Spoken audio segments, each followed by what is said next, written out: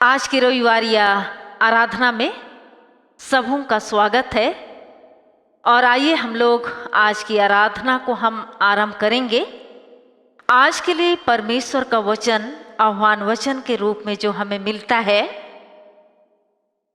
भजन संहिता की पुस्तक भजन संहिता 9 उसका पहला दूसरा पद यहाँ पर कहता है, हे यहोवा परमेश्वर, मैं अपने पूर्ण मन से तेरा धन्यवाद करूंगा। मैं तेरे सब आश्चर्य कर्मों का वर्णन करूंगा। मैं तेरे कारण आनंदित और प्रफुल्लित होऊंगा। हे परम प्रधान, मैं तेरे नाम का भजन गाऊंगा। आमीन। आइए हम आज की आराधना को आरंभ करते हुए गाएंगे गीत नंबर नया पुराना 11। नया पुराना 11। परमेश्वर कौन और कैसा है, कौन उसका जानने हार, वह न मनुष्य के ऐसा है, वह आत्मा है अपार। परमेश्वर कौन और कैसा है।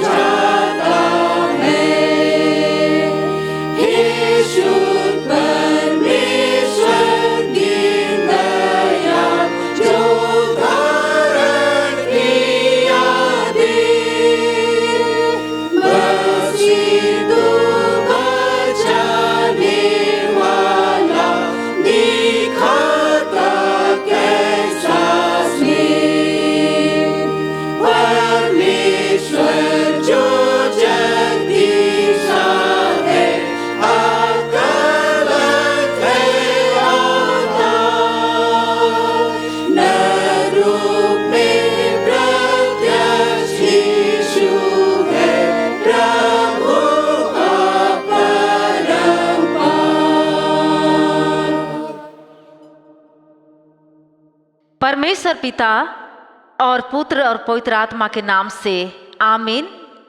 हमारी सहायता ईश्वर के नाम से है, जिसने स्वर्ग और पृथ्वी को सिरजा।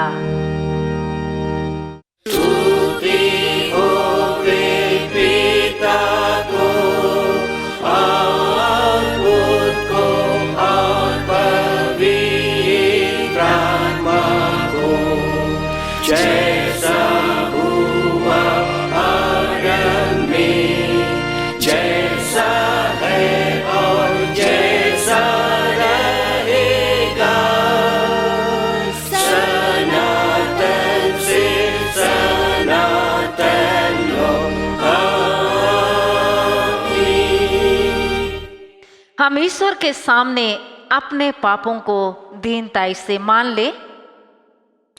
हे सर्वशक्तिमान ईश्वर दयालु पिता, हम दीनताई से अपने सब पाप और अपराधों को तेरे सन्मुख मान लेते हैं। तू अपने प्रिय पुत्र हमारे प्रभु यीशु ख्रीष्ट के कारण हम पर दया दृष्टि कर और हमारे सब पापों को क्षमा कर। आमीन।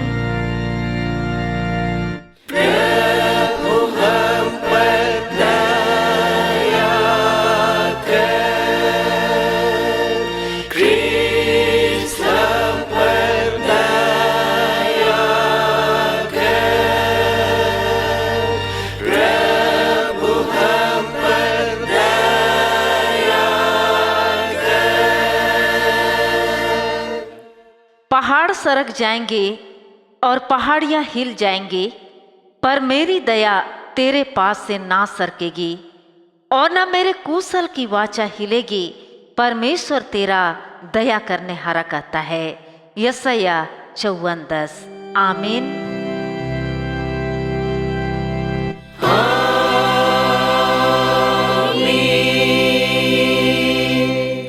सबसे ऊंचे स्थान में ईश्वर का गुणानुवाद हो। और पृथ्वी पर कुशल और मनुष्यों में प्रसन्नता हो।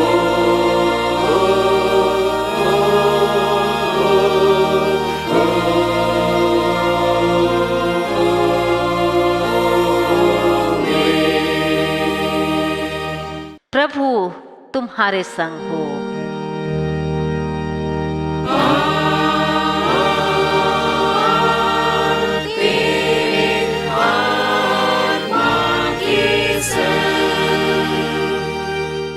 हम प्रार्थना करें। हे प्रिय प्रभु स्वर्गवासी पिता, हम तेरा धन्यवाद करते हैं कि तू अपनी कृपा से हमारा विनाश नहीं चाहता है, परंतु कि हम अपना मन तेरी ओर फिराएं और बच जाएं। हम तेरी विनती करते हैं, अपना पवित्र आत्मा हमको दे कि वह प्रतिदिन हमारे मनों में सच्चा पश्चाताप उत्पन्न करे, हमारे हृदयों में पाप क्षमा और अनंत जीवन की लालसा जन्मे, और तेरी अपार कृपा को विश्वास से ग्रहण करने और उसमें स्थिर रहने के लिए हमको सामर्थ्य दे। हर प्रकार की परीक्षा में हमको संभाल, कि जिससे अनुग्रह के द्वारा अंत में परम सुखी हो जाएं, हमारे प्रभु यीशु ख्रीष्ट के कारण। आमीन।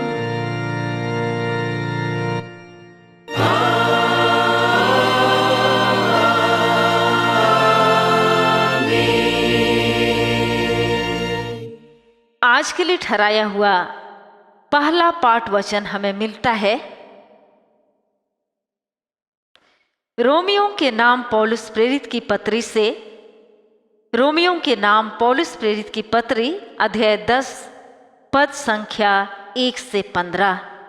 रोमी 10 उसका 1 से 15 यहाँ पर कहता है, हे मेरे भाइयों, मेरे मन की अभिलाषा और उनके लिए परमेश्वर से मेरी प्रार्थना है कि वे उद्धार पाएं, क्योंकि मैं उनकी गवाही देता हूँ कि उनको परमेश्वर के लिए धुन रहती है, परंतु बुद्धिमानी के साथ नहीं, क्योंकि वे परमेश्वर की धार्मिकता से अनजान होकर और अपनी धार्मिकता स्थापित करने का यत्न करके परमेश्वर की धार्मिकता के अधीन ना हुए।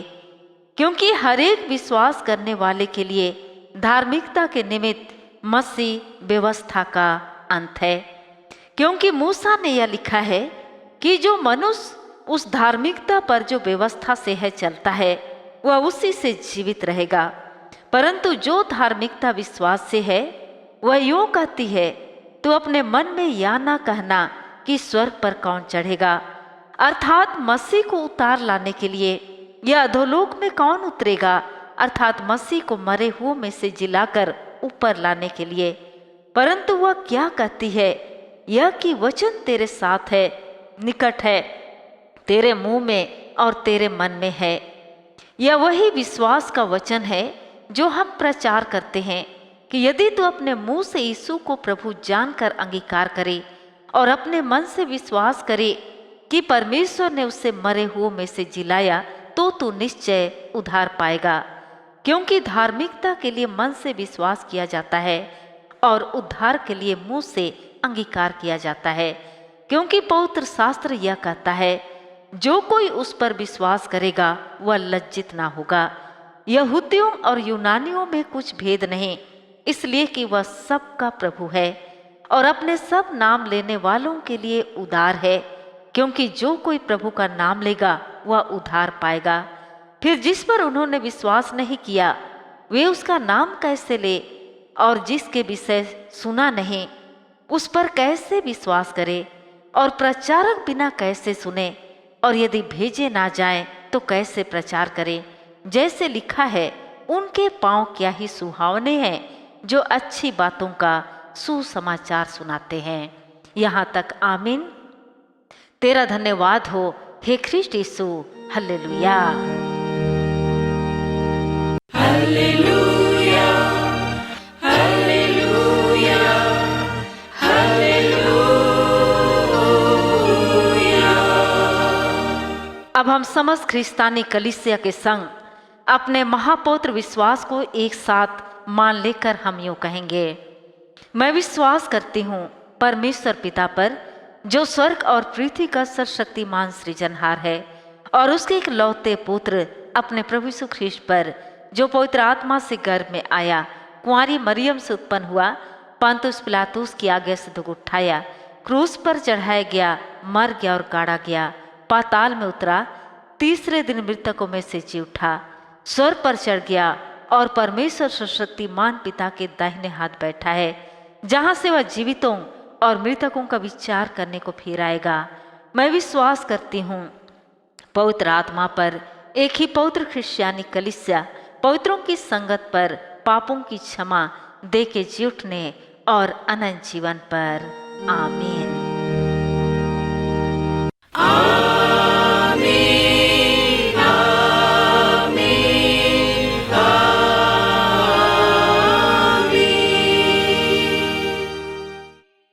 हम दूसरी गीत हम गाएंगे, गीत नंबर 156, गीत नंबर नया 156 156 और पुराना है 95 95।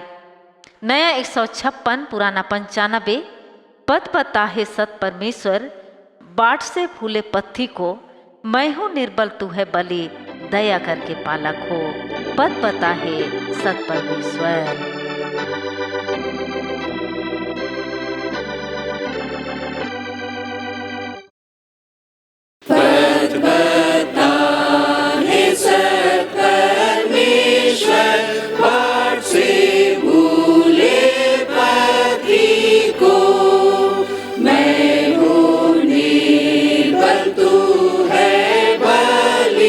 दया करके पालक हो।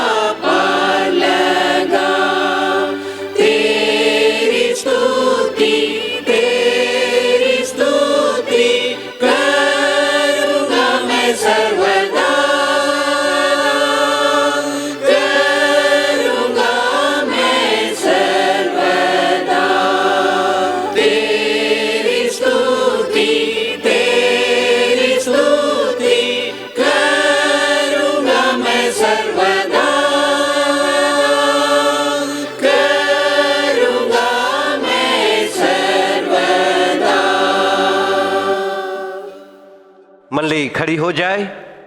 हमारे पिता परमेश्वर और उद्धारकर्ता यीशु ख्रीस्त की ओर से सबों का अनुग्रह और शांति बहुतायत से मिले, आमीन। हम प्रार्थना करें। सेनाओं के नाथ पिता परमेश्वर, सारा आदर सारी महिमा तुझको देते हैं। धन्यवादी मन भेंट के साथ तेरे चरणों में आए हुए हैं, इसलिए कि इस वक्त तेरे जीवित वचनों में से मनन अध्ययन एवं चिंतन करने वाले हैं। हे पिता, इसमें हमारी सहायता कर, अगुवाई कर, वचन के गुण भेदों को समझने में और उसके अनुसार चलने में हमारी सहायता और अगुवाई कर।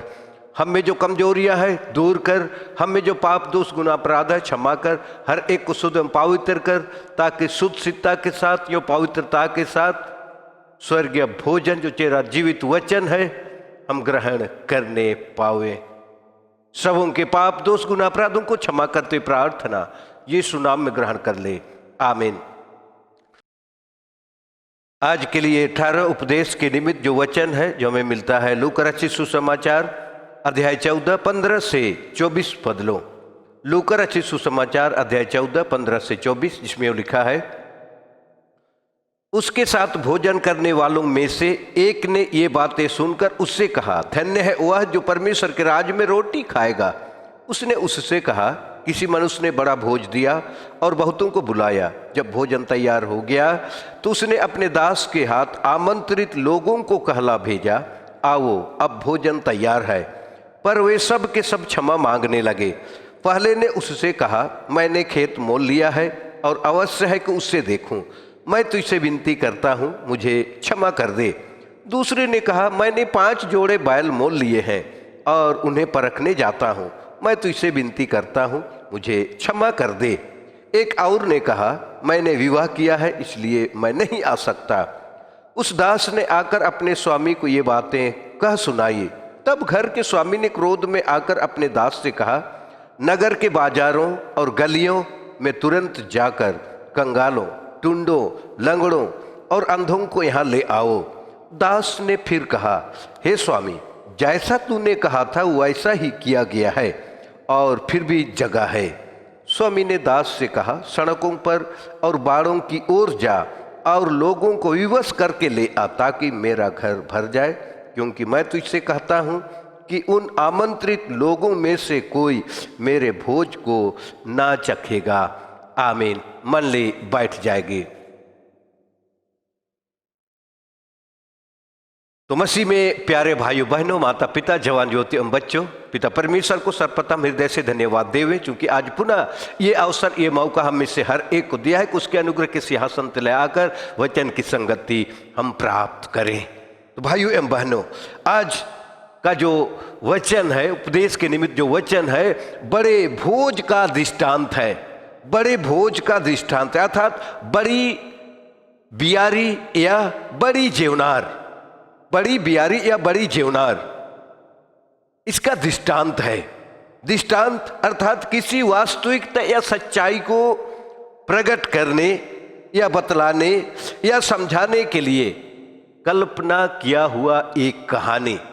दृष्टांत का अर्थ है किसी वास्तविकता या सच्चाई को बतलाने समझाने के लिए एक काल्पनिक कहानी। बड़ा भोज या बड़ी बियारी, तो इस भोज का उद्देश्य है, अभिप्राय है कि भविष्य के एक ऐसे समय जब परमेश्वर सिर्फ इसराइलियों को ही नहीं परंतु दुनिया के प्रत्येक राष्ट्र से विश्वासी लोगों को एकत्रित करेगा। इस भोज का अभिप्राय या उद्देश्य भविष्य के एक ऐसे समय से है जब परमेश्वर सिर्फ इसराइलियों को ही नहीं परंतु दुनिया के प्रत्येक राष्ट्र से विश्वासी लोगों को एकत्रित करेगा, जमा करेगा। तो यीशु उस दिन या समय की तुलना भोज से कर रहा है। यीशु मसीह उस दिन या उस समय की तुलना एक भोज से कर रहा है, क्योंकि भोज उत्सव या आनंद या खुशी का समय होता था। उत्सव कहने से आनंद या खुशी का समय, मत्ती 8:11 से आगे, जिसमें यीशु मसीह ने इस दृष्टांत के द्वारा से कहा है कि किसी मनुष्य ने बड़ी जेवनार की या बड़ा भोज ठहराया और बहुतों को उसने बुलाया। यीशु मसीह ने बड़ी जेव बतलाया कि किसी व्यक्ति ने बड़ी बियारी, बड़ी जेवनार या बड़ा भोज ठहराया और बहुतों को बुलाया, अर्थात निमंत्रण दिया, आमंत्रित किया। जब भोजन तैयार हो गया तो अपने दास से कहला भेजा कि जाओ और कहो कि भोजन तैयार हो गया है। जब दास वहां चला गया तो सबके ओर से जितनों को बुलाया गया था वे सब क्षमा मांगने लगे। पहले ने कहा, मैंने खेत मोल लिया है, इसलिए अवश्य है कि मैं उससे देखूं। मैंने खेत मोल लिया, खेत मोल लिया है, इसलिए अवश्य है कि मैं उससे देखूं, इसलिए मुझे माफ कर दे या क्षमा कर दे। दूसरे ने कहा, मैंने 5 जोड़े बैल मोल लिए हैं, मैंने 5 जोड़े बैल मोल लिए हैं और उन्हें परखने जाना है, परखने के लिए मैं जाता हूं, मुझे क्षमा कर दे, मैं माफी चाहता हूं। तीसरे ने कहा, मैंने विवाह किया है इसलिए नहीं आ सकता, मैंने विवाह किया है इसलिए नहीं आ सकता। हम यूं कह सकते हैं कि जिनको निमंत्रण दिया गया था, जो लोग बुलाए गए थे, वे नहीं आए, उस बड़े भोज में शामिल नहीं हुए। इसके बदले में वे सब क्षमा मांगने लगे। स्वामी ने बताया, स्वामी को जब बताया गया दास के द्वारा, स्वामी को जब दास के द्वारा बताया गया तो स्वामी क्रोध में आकर दास से कहा, क्रोध में आकर दास से कहा, नगर के बाजारों और गलियों में तुरंत जाकर कंगालों, टुंडों और लंगड़ों और अंधों को यहां ले आओ। नगर के बाजारों और गलियों में तुरंत जाकर कंगालों, टुंडों और अंधों और लंगड़ों को यहां ले आओ।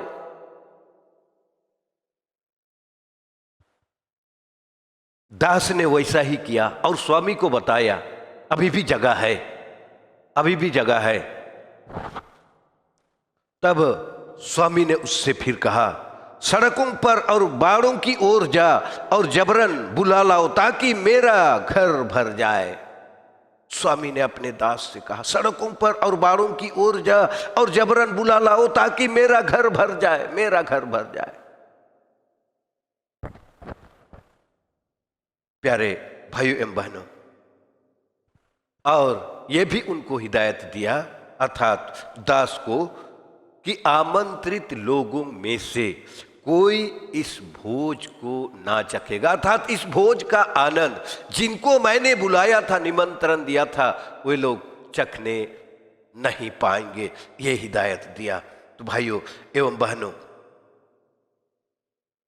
यहां पर गौर करने की बात है, आमंत्रित लोग, आमंत्रित अर्थात जिनको बुलाया गया था, उस व्यक्ति ने जिसको बुलाया था, यहूदियों के मुख्य व्यक्तियों को बुलाया था, खास खास लोगों को, यहूदियों के विशेष आदमियों को उसने बुलाया था कि वे इस भोज का आनंद लें, वे इस भोज का आनंद लें।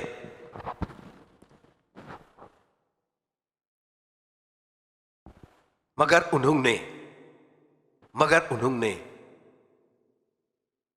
इस निमंत्रण को, इस न्योते को उन्होंने अस्वीकार कर दिया।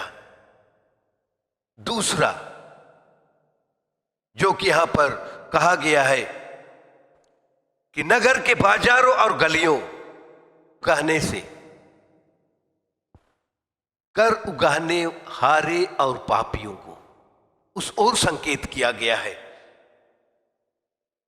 नगर के बाजारों और गलियों में तुरंत जाकर कंगालों, टुंडों, लंगड़ों और अंधों को यहां ले आओ। इसका अर्थ है कि कर उगाहने हारे और पापी लोग, इनको बुलाया गया। तीसरा, सड़कों पर और बाड़ों की ओर जा और जबरन बुला लाओ ताकि मेरा घर भर जाए। अर्थात सांसारिक या गैर यहूदी या गैर इस्राएलियों का बुलाया जाना। सांसारिक अर्थात गैर यहूदी या गैर इस्राएलियों का बुलाया जाना, इस ओर संकेत किया गया है। तो प्यारे भाइयों एवं बहनों, भोज का मालिक या आयोजक हम कहें या प्रबंधक हम कहें, स्वयं परमेश्वर है। तो तुलना करें, दास अर्थात यीशु मसीह की ओर संकेत किया गया है। अर्थात परमेश्वर ने यीशु मसीह के द्वारा से यहूदियों के मुख्य व्यक्तियों को बुलाया। पिता परमेश्वर ने यीशु मसीह के द्वारा यहूदियों के विशेष लोगों को, मुख्य व्यक्तियों को उसने बुलाया, पर इन्होंने इस बुलाहट को अस्वीकार किया। अर्थात यीशु मसीह पर इन्होंने विश्वास नहीं किया, यीशु मसीह पर इन्होंने विश्वास नहीं किया। दूसरा, परमेश्वर ने यीशु के द्वारा कर उगानेहारों और पापियों को बुलाया और इन्होंने निमंत्रण को स्वीकार किया। अर्थात यीशु मसीह को उन्होंने पहचाना, यीशु मसीह पर उन्होंने विश्वास किया, यीशु मसीह को उन्होंने ग्रहण किया। तीसरा, परमेश्वर ने यीशु मसीह के द्वारा सांसारिकों को अर्थात गैर यहूदियों को बुलाया और इन्होंने भी निमंत्रण को स्वीकार किया। इन्होंने यीशु मसीह पर विश्वास किया, यीशु मसीह को उद्धारकर्ता करके स्वीकार किया। जिनको बुलाया गया था, निमंत्रण दिया गया था, अर्थात यहूदी समाज के मुख्य व्यक्तियों को, इन्होंने निमंत्रण को, नेवते को अस्वीकार किया, अर्थात यीशु को अस्वीकार किया, यीशु पर विश्वास नहीं किया। मगर कर उगाने हारे पापी, सांसारिक या गैर इस्राएली या गैर यहूदी लोग यीशु मसीह पर विश्वास किए, यीशु मसीह को उद्धारकर्ता करके स्वीकार किए, ग्रहण किए। भाइयों एवं बहनों, निमंत्रण को ग्रहण ना करने के 3 कारण हैं। इस दृष्टांत के द्वारा से जब हम गौर करते हैं तो निमंत्रण को ग्रहण ना करने के 3 कारण हैं, 3 कारण हैं। पहला, सांसारिक मोह माया। सांसारिक मोह माया पहला कारण है, जिसमें कहा गया है कि मसीही होने पर लोगों का विचारता संदेह था कि सब कुछ छिन जाएगा। यीशु मसीह को यदि हम ग्रहण करेंगे तो सब कुछ छिन जाएगा। मगर यहां पर यह भी दर्शाया गया है कि सब कुछ छिन जाएगा, इस धरती पर का जो भी संपत्ति है, जो भी है हमारे पास, छिन सकता है, मगर स्वर्गीय घर कभी छीना ना जाएगा, स्वर्गीय घर कभी छीना ना जाएगा। दूसरा, कारोबार अर्थात व्यापार, पैसा कमाना। कि मैंने, एक ने कहा सांसारिक मोह माया वाला, कि मैंने खेत मोल लिया है और उससे देखने जाना, ये सांसारिक मोह माया है। दूसरा, मैंने 5 जोड़े बैल मोल लिए हैं और उन्हें परखने जाना है, ये बिजनेस है, व्यापार है, पैसा कमाना है। परमेश्वर की बातों के लिए, परमेश्वर के निकट आने के लिए, परमेश्वर की सुनने के लिए इनके पास समय नहीं है, इनके पास समय नहीं है। तीसरा, सामाजिक बंधन, उसकी ओर संकेत। जिसने कहा कि मैंने अभी विवाह किया, मेरी विवाह या मेरी शादी हो गई है, इसलिए मैं नहीं आ सकता, मुझे क्षमा कर दे, अर्थात एक सामाजिक बंधन है। तो कभी कभी घर के लोग भी रोक पैदा करते हैं, अपने लोगों के प्रेम के बंधन में इस तरह फंस जाते हैं कि अपना भविष्य बिगाड़ देते हैं। तो पारिवारिक बंधन है, सामाजिक बंधन है, और कभी कभी अपने लोगों के प्रेम के बंधन में इस तरह फंस जाते हैं कि अपने भविष्य को हम खुद बर्बाद कर देते हैं, बिगाड़ देते हैं। एक घटना मुझे याद आती है एक घटना मुझे याद आती है। घर के लोग किस प्रकार बाधक होते हैं यीशु पर विश्वास करने वालों के लिए, उसी से संबंधित है। कोई एक व्यक्ति था और जब उसका बपतिस्मा हुआ तो घर वाले नाराज हो गए, घर वाले बिगड़ गए, घर वाले नाराज हो गए, बिगड़ गए। अब यीशु मसीह पर विश्वास करने के द्वारा या बपतिस्मा लेने के कारण से अब घर वालों के मन में ये विचार आने लगा कि इसने प्रभु को ग्रहण किया है, ये क्रिस्तान हो गया, ये मसीही हो गया,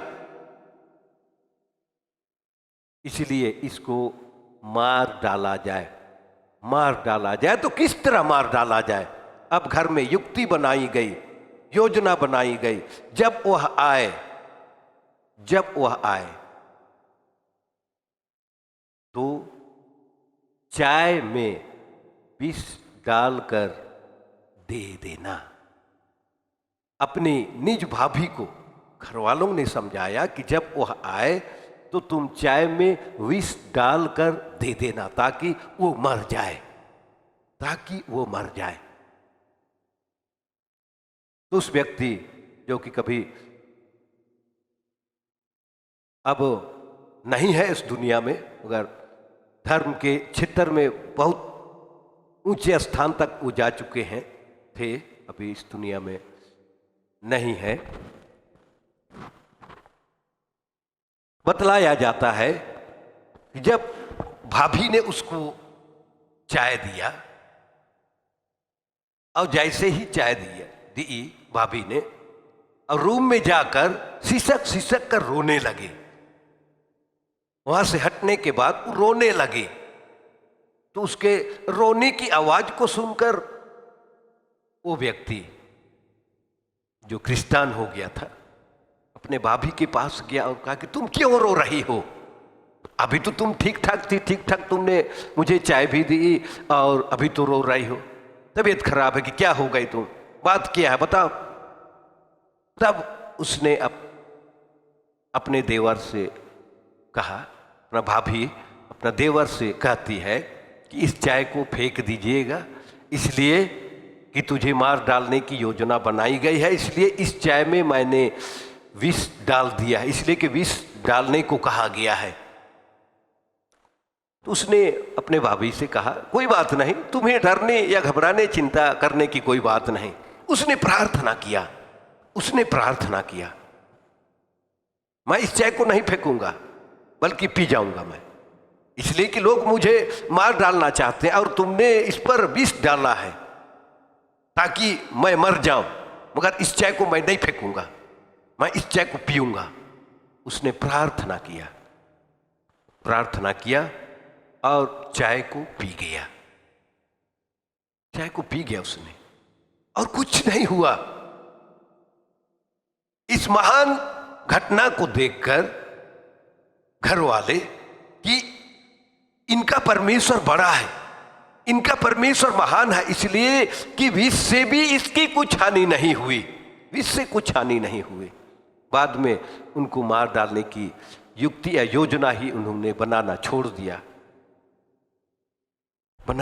दिया और बहुत समय तक हमारे गोस्नर एवेंजेलिकल लूथेरान कलीसिया की सेवकाई उन्होंने डायरेक्टर के पोस्ट पर रहकर किया। इतने महान व्यक्ति के जीवन में इस प्रकार की घटना कभी घटी थी। तो प्यारे भाइयों बहनों, भिन्न प्रकार से रुकावटें आती हैं पारिवारिक जीवन में भी। तो एक दिन की घटना है, प्रचारक गिरजा करने के लिए आगे बढ़ रहा था, जल्दी जा रहा था, इसलिए कि संडे था और गिरजा करना है। उसके बाद उसके साथ में शैतान भी है, वो भी बड़ी रफ्तार से जा रहा है। प्रचारक ने देखा कि अरे शैतान भी मेरे ही रफ्तार में आगे बढ़ रहा है। प्रचारक ने पूछा शैतान से, अरे तुम कहाँ जा रहे हो इतना जल्दी? शैतान उनको जवाब देता है, मैं गिरजा जा रहा हूं। अरे तुम तो शैतान है, कहां से गिरजा जाओगे? शैतानों के लिए गिरजा घर में जगह नहीं है। तुम काहे गिरजा जा रहे हो? प्रचारक को बोलता है कि मेरा बहुत काम है गिरजाघर में, मेरा बहुत काम है, मैं अपना काम शुक्रवार से शुरू कर देता हूं, इसलिए कि शुक्रवार शनिवार उसके बाद तो इतवार है, मैं शुक्रवार से ही लोगों को बिगाड़ना चालू कर देता हूं, शुरू कर देता हूं शुक्रवार, फिर शनिवार को भी घर में लड़ाई झगड़ा या आपसी मनमुटाव, किसी बात बात पर ताना मारना, ये सब मैं करना चालू कर देता हूं, शुरू करता हूं। उसके बाद इतवार को मैं गिरजाघर में जाकर अपना काम करता हूं। जाके देखिए अभी मेरा काम, आप गिरजा कीजिए ना, मैं अपना काम करूंगा, मैं अपना काम करूंगा। शैतान से कहता है बड़ी भीड़ अभी गिरजा में जमा होगी, बड़ी भीड़ गिरजा में जमा होगी, मगर वहां पर मेरा कमाल भी तुम देखो। जैसे ही तुम उपदेश करने लगोगे ना, जैसे ही तुम उपदेश करने लगोगे, मैं लोगों को नींद में डाल देता हूं, मैं लोगों को नींद में डाल देता हूं, और आज भी मैं डालूंगा, इसलिए तो मैं गिरजाघर जा रहा हूं। उपदेश तुम दो और देखो कि लोग सोते हैं कि नहीं, वो मेरा काम है। प्रचारक चला गया, गिरजा शुरू हो गया। अब शैतान की कही हुई बातें उनको याद आने लगी कि क्या सचमुच शैतान गिरजाघर में भी अपना काम करता है। उपदेश देने लगा तो बहुतों को झुकते हुए उसने देखा, तब शैतान की कही हुई बातें उनको याद आई, अरे शैतान सही बोलता है, हम उपदेश दे रहे हैं और लोग झूप रहे हैं, लोग नींद आ रहे हैं। तज्जुब लगा प्रचारक को कि गिरजाघर में आकर लोग झुकते हैं, सोते हैं, ध्यान उन लोगों का नहीं रहता है, उपदेश पर नहीं रहता। आते तो हैं परमेश्वर की महिमा स्तुति वचन सुनने के लिए, मगर ये लोग तो झूप रहे हैं। मैं सिर्फ बोल रहा हूं, मगर जो बोल रहा हूं ये झुकने वाले तो नहीं सुन रहे हैं, बाकी सुन रहे हैं, मगर कुछ एक जो शैतान जो जाल में जो फंस गए हैं वो लोग तो नहीं सुन पा रहे हैं। जैसा शैतान ने उनको कहा था वैसे ही उसी दिन होते देखकर अफसोस किए प्रचारक महोदय ने, अफसोस किया। तो प्यारे भाइयों एवं बहनों, तो यहां पर ईश्वर का जीवित वचन एक स्वर्गीय भोजन के रूप में है, तो शैतान भी यहां पर रुकावट है। शैतान लोगों को इस प्रकार ठगता भी है, शैतान इस प्रकार से उनके मन को भटका देता है, भटका देता है। और स्वर्गीय भोजन अर्थात परमेश्वर का वचन, और दूसरा है सक्रमेंट अर्थात प्रभु भोज को भी हम ले सकते हैं। यहां पर भी आत्मिक भोजन है, स्वर्गीय भोजन है, और कभी कभी इससे भी लोग वंचित हो जाते हैं, इसको उतना गंभीर रूप में नहीं लेते हैं, गंभीर रूप में नहीं लेते हैं, और साधारण रूप में इसको लेते हुए भागी नहीं होते। तो इस प्रकार से हम देखें तो एक ओर से अप्रत्यक्ष रूप से, अदृश्य रूप से शैतान भी अपना काम करने लगता है, अपना काम करने लगता है। इतना ही नहीं, शैतान गिरजाघर में अंत तक काम करता है।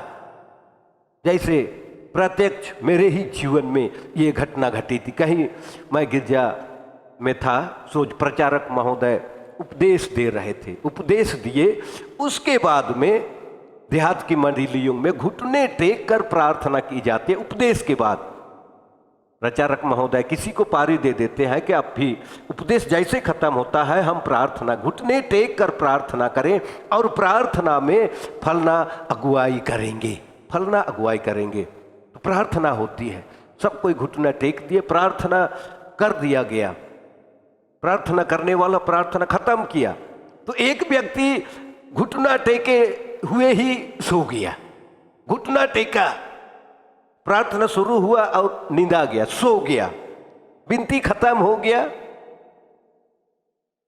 फिर भी घुटना टेका हुआ है, वो तो नींद आ गया, सो गया है।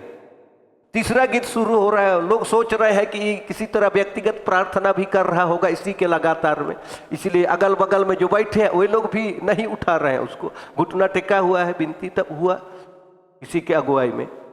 लोग सोचने लगे कि और अपने तरफ से भी विनती कर रहा होगा, इसलिए घुटना टेका हुआ है अभी तक। अब तीसरा गीत शुरू हो गया, गा रहे हैं, फिर भी नहीं उठ रहा है, तो बगल वाला उसको हिलाता है, उठो तीसरा गीत हो रहा है। ओह बोलता है, अरे बाप रे, अरे सो गए थे हम, बोलता है। तो इस प्रकार से हम देखें कि भिन्न भिन्न प्रकार के बंधन हमारे जीवन में है, दुनियादारी का, संसारिकता का, शैतान की ओर से भी आती है, शैतान की ओर से भी इस प्रकार की परीक्षा आती है। और हमें स्वर्गीय भोजन जो कि उस रोज का लेने का होता है, हम नहीं ले पाते हैं। बहुतेरे उस रूप में झुक करके, निंदा करके समय को गंवा देते हैं, बर्बाद कर देते हैं प्यारे भाइयों एवं बहनों। मगर यहाँ पर हम चिंतन के रूप में गौर कर सकते हैं कि हमारे बीच में भी बड़े भोज का आयोजन किया जाता है, बड़ी बियारी का आयोजन किया जाता है, जेवनार किया जाता है। विवाह भोज कहें, शादी सालगिरह से कहें, बपतिस्मा से संबंधित या और भी हमारे बीच में होता है। अब हमको गौर करना है कि वहाँ हम सबको ही पहुँचते हैं, वहाँ तो पहुँचते हैं, घर के सभी लोग पहुँचते हैं, बड़ों से लेकर छोटों तक पहुँचते हैं, ये देखा गया, सब कोई पहुँचते हैं। यह सोच कर कि यदि हम नहीं जाएंगे तो न्योता देने वाला नाराज हो जाएगा, इसलिए हम लोग जाएंगे ही, जाते हैं और वहां जाना जरूरी है, जाना भी है, जाते हैं। मगर यहां पर हम गौर करें, क्या उस भोज को लेते समय हम कभी झुकते हैं या सोते हुए कभी उस भोज का आनंद लेते हैं, जो कि विवाह भोज हो या बपतिस्मा भोज हो या शादी सालगिरह? वहां भोज है, हम खा रहे हैं मुंह से, सब कुछ बातचीत कर, सब कुछ कर रहे हैं। क्या हम वहां निंदाते हैं? क्या हम वहां झुकते हैं? क्या हम सोते हैं? या झुक झुक करके हम भोजन का आनंद, भोज का आनंद लेते हैं? कभी नहीं, वैसा नहीं होता है, कोई नहीं झुकता है वहां पर। मगर आत्मिक भोजन खाने की बात है, जो कान से लिया जाता है, झुकने लगते हैं। ये अफसोस की बात है सबके लिए, और इस पर हम में से हर एक को मनन करना है, चिंतन करना है, जो प्रैक्टिकल जीवन में होता है। और ठीक इसी प्रकार भोज में शामिल होते हैं, मगर स्वर्गीय भोजन में, जो कि सप्ताह में एक दिन हमको मिलता है, अर्थात विश्रामवार की पवित्रता को बनाए रखते हुए हमें ईश्वरीय आराधना, स्तुति, महिमा, प्रशंसा करनी है। वहां हम क्यों नहीं आ पाते हैं? वहां क्यों हम कमजोर हो जाते हैं? क्यों हम फेल्यूर हो जाते हैं? क्यों हम लूजर हो जाते हैं?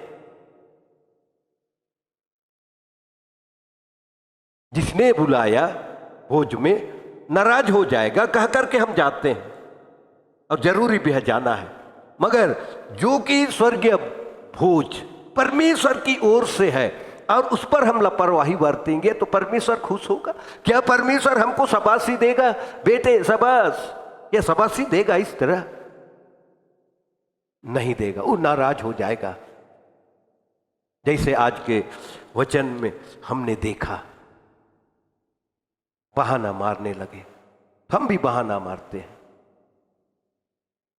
कहीं विवाह भोज हो रहा था, नहीं, इनॉग्रेशन का भोज हो रहा था, घर संस्कार का भोज संडे को ही हुआ, संडे को ही हुआ। तो वहां पर हमने देखा कि लोगों को गिरजा आने के लिए फुर्सत नहीं है, गिरजा नहीं आते हैं, मगर वहां पर देख रहे हैं सब कोई, सब परिवार हाजिर है, सब परिवार। तो इस तरह हम में कमजोरियां अभी भी हैं। अतः स्वर्गीय भोजन के प्रति, स्वर्गीय भोज के प्रति हम भी बहाना मारने वालों के जैसा अभी भी हम में है, कमजोरी हम में भी है। अभी भी है। जैसे 3 तरह के लोग यहां पर थे। मैंने खेत मोल लिया, मैंने बैल मोल लिया, मेरी शादी हुई है, इत्यादि वगैरह वगैरह। ठीक इसी प्रकार हम भी, कितनों की तो ड्यूटी के कारण से नहीं आ पाते हैं, उनके लिए कोई बात नहीं, मगर जो घर में रहते हैं और आलसपन के द्वारा से नहीं आ पाते हैं, मानो उस रूप में कि हां शैतानी शक्ति काम करता है। इसलिए कहता है काहे जाओगे गिरजा, मत जाओ, फुसफुसाता होगा, जाल में फंसाता होगा।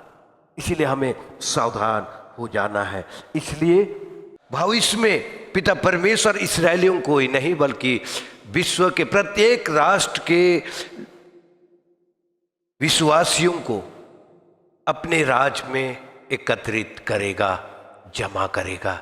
इसलिए उस बड़े भोज का आनंद जो कि परमेश्वर की ओर से स्वर्ग में भविष्य में होगा, उसके लिए अपने आप को हम सिद्ध रखें, तैयार रखें, ताकि उस बड़े आनंद में अर्थात अनंत जीवन में हम अपने आप को प्रकट करने पावे। अनंत जीवन में हम पिता परमेश्वर की पवित्र इच्छा से प्रवेश करने पावे। जैसा कि कहा गया है, परमेश्वर ने जगत से ऐसा प्रेम रखा कि उसने अपना एकलौता पुत्र दिया, ताकि जो कोई उस पर विश्वास करे वह नाश ना हो परंतु अनंत जीवन पाए। उस अनंत जीवन के लिए अपने आप को हम दृढ़ एवं स्थिर कर लें। प्रभु इस प्रवचन पर सबों को बहुतायत की आशीष सिंत में दान करे। आमीन। हम प्रार्थना करें। जीवित ईश्वर पिता, तेरे निकट आते धन्यवादी मन भेंट बलिदान के साथ तेरी ही पवित्र इच्छा हुई, तेरे जीवित वचन में से, स्वर्गीय भोजन में से हम में से हर एक को तृप्त किया है, तृप्त हो गए हैं, आत्मिक बल हमें मिल चुका है।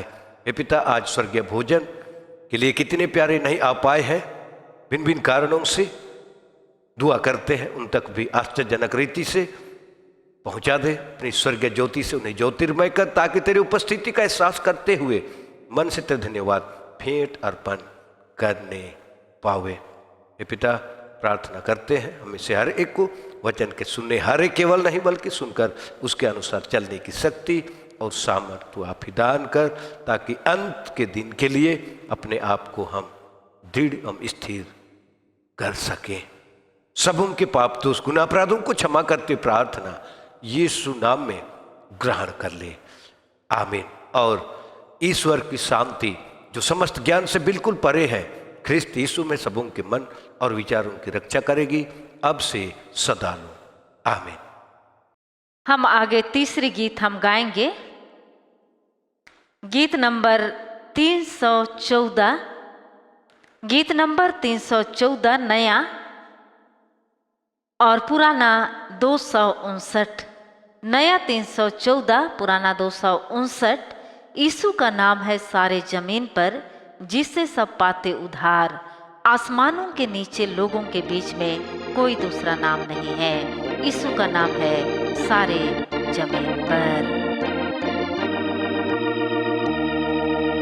यीशु का नाम है सारे जमीन पर, जिससे सब पाते उद्धार। यीशु का नाम है सारे जमीन पर, जिससे सब पाते उद्धार। आसमानों के नीचे लोगों के बीच में कोई दूसरा नाम नहीं।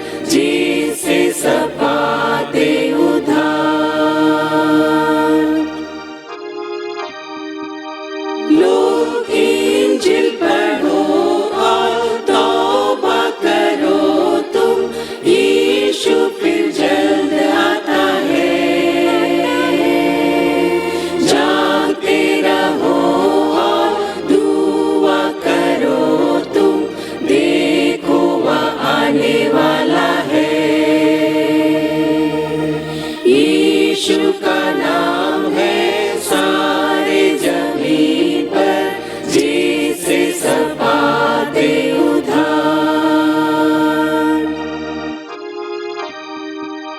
जो लाए ईमान यीशु के नाम पर, जिंदा हमेशा रहेगा। यीशु ही राह है, यीशु ही हक है, और है वह जिंदगी अब्दी। यीशु का नाम है सारे जमीन पर, जिससे सब पाते उद्धार। यीशु का नाम है सारे जमीन पर, जिससे सब पाते उद्धार। आसमानों के नीचे लोगों के बीच में कोई दूसरा नाम नहीं है। यीशु का नाम है सारे जमीन पर, जिससे सब पाते उद्धार। हम इस समय एक स्पेशल गीत, विशेष गीत हम गाएंगे, और यह गीत मात्रा संयोजन करके गाई जा रही है। जीवन की रोटी अब प्रभु खिला, जैसे समुद्र पास खिलाता था। बाइबल में खोजूंगा दर्शन तेरे, मैं तेरा भूखा हूँ तू तृप्त कर दे। जीवन की रोटी अब प्रभु खिला। जीवन की रोटी अब प्रभु खिला, जैसे समुद्र पास खिलाता था। बाइबल में खोजूंगा दर्शन तेरे, मैं तेरा भूखा हूँ तू तृप्त कर दे। जीवन की रोटी तू है सर्वदा, वचन के द्वारा तू मुझे बचा। तब हर बंधन से छूट जाऊंगा, मैं पूरी शांति तुझसे पाऊंगा। सामर्थी आत्मा दे प्रभु मुझे, तू मेरी आंखें छू के दृष्टि दे। जो बातें छिपी है उन्हें दिखा, तब जीवन दाता तुझे देखूंगा।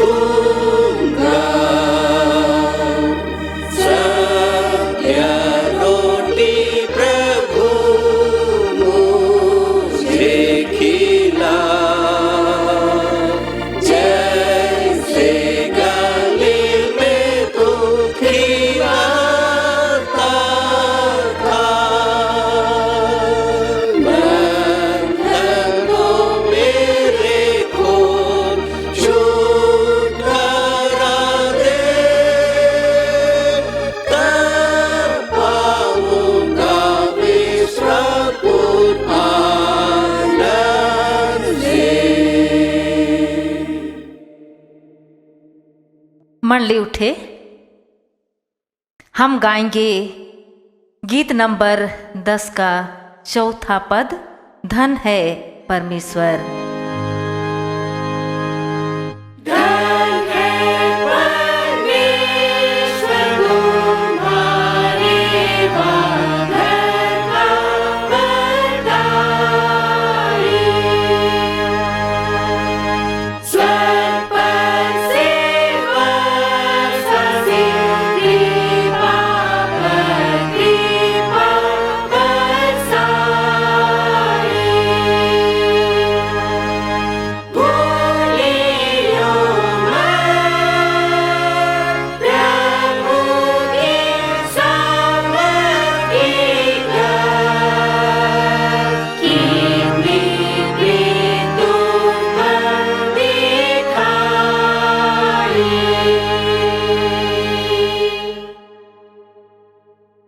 आइए हम प्रार्थना करें। हे स्वर्गवासी प्रेमी दीन दयालु पिता परमेश्वर, हम तेरा धन्यवाद करते हैं, तेरी महिमा करते हैं। आज की इस पवित्र विश्राम वार के इस दिन में हम में से प्रत्येक के जीवन को विभिन्न तरह की परिस्थितियों के मध्य भी संभालते हुए अपने दया और अनुग्रह तले आगे बढ़ाया है। और आज के इस विश्राम वार के दिन में हम तेरी महिमा आराधना करने पाते हैं। पिता, उसके लिए हम संपूर्ण हृदय से तेरा धन्यवाद करते हैं और हम में से प्रत्येक के जीवनों को तेरे सामर्थी हाथों में सौंप देते हैं। तो आप ही हमारे जीवन के प्रत्येक दिनों में हमारे साथ हो, हमें संभाल, हमारा अगुआ और सहायक हो कि हम तेरे अनुग्रहमय हाथों के तले शांति, आनंद और कुशलता के साथ में अपने जीवन यात्रा को आगे बढ़ा सके। आज हम विशेष रूप से हर प्रकार के दानों को, जो मुट्ठी सिरने, घड़ा सिरने दानों के रूप में है या अन्य अन्य दानों के रूप में है, प्रभु हम हर एक दानों को तेरे सामर्थी हाथों में सौंप देते हैं। तो आप ही हमारा जीवन दाता परमेश्वर होकर के हमारा प्रतिपालन करता है। जीविका के उपायों को तू दिया है पिता, और तू आप ही प्रतिदिन अपनी मुट्ठी खोलकर हमें प्रतिदिन का आहार देकर तृप्त करता है। पिता, तेरी दया, अनुग्रह, प्रेम को हम स्मरण करते हुए हम अपना मुट्ठी, अपना हृदय तेरे नाम से खोलते हैं। तो आप इन सारे दानों को ग्रहण कर इस पर अधिकाई से अपनी आशीषों डेल और हम में से प्रत्येक के जीवन में देख जो भी कमी घटी रिक्तता है, उन सारी कमी घटियों को पूरा करने वाला तू आप हो कि तेरे देवान हाथों के तले हम कुशलता पूर्वक अपने जीवन यात्रा को आगे बढ़ाते हुए हम तुझ में बने रहें, तेरे निकट तेरी महिमा का कारण हो। हमारे उद्धारकर्ता प्रभु यीशु मसीह के नाम से आमीन। हम गाएंगे सराहूं तुझे सनातन प्रेम तू।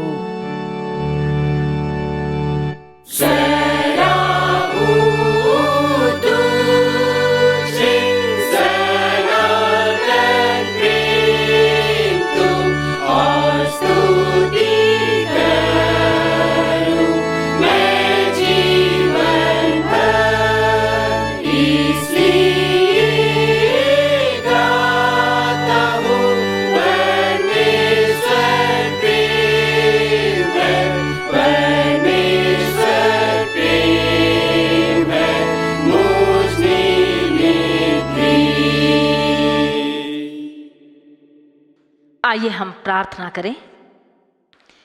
हे प्रभु परमेश्वर स्वर्गवासी पिता, हम तेरी विनती करते हैं अपनी क्रिश्चियानी कलीसिया और उसके सारे सेवकों की अगुवाई कर कि वे तेरे वचन के निर्मल उपदेश में ठहरे, जिससे सच विश्वास और प्रेम हम में बढ़े और दृढ़ाया जाए।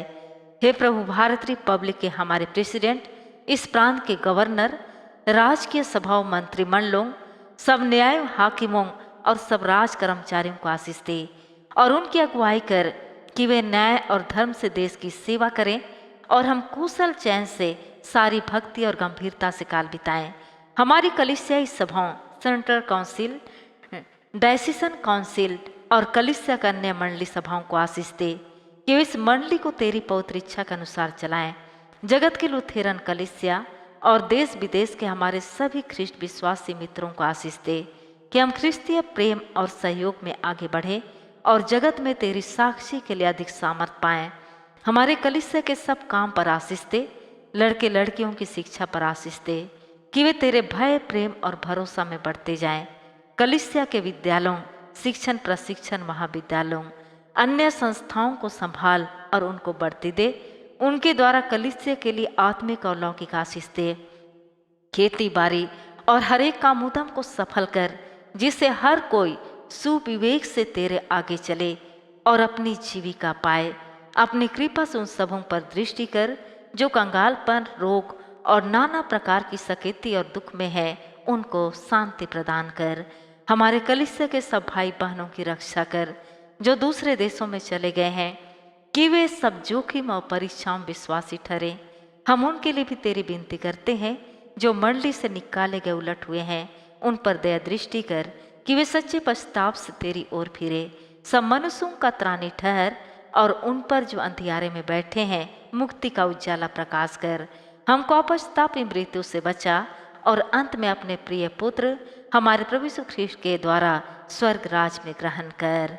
हे हमारे पिता, तू जो स्वर्ग में है, तेरा नाम पवित्र किया जाए, तेरा राज आए, तेरी इच्छा जैसे स्वर्ग में से पृथ्वी पर भी हो। हमारे प्रतिदिन की रोटी आज हमको दे और हमारे अपराधों को क्षमा कर जैसे हम भी अपने अपराधियों को क्षमा करते हैं, और हमको परीक्षा मत डाल परंतु बुराई से बचा, क्योंकि राज और पराक्रम और महात्म सदा तेरे ही है। आमीन।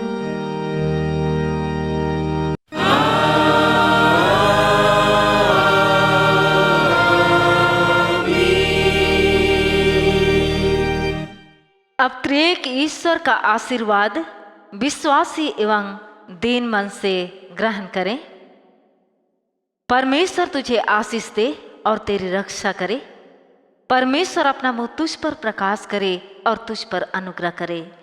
परमेश्वर अपना मुंह तुझ पर प्रकाश करे और तुझे कुशल दे। आमीन।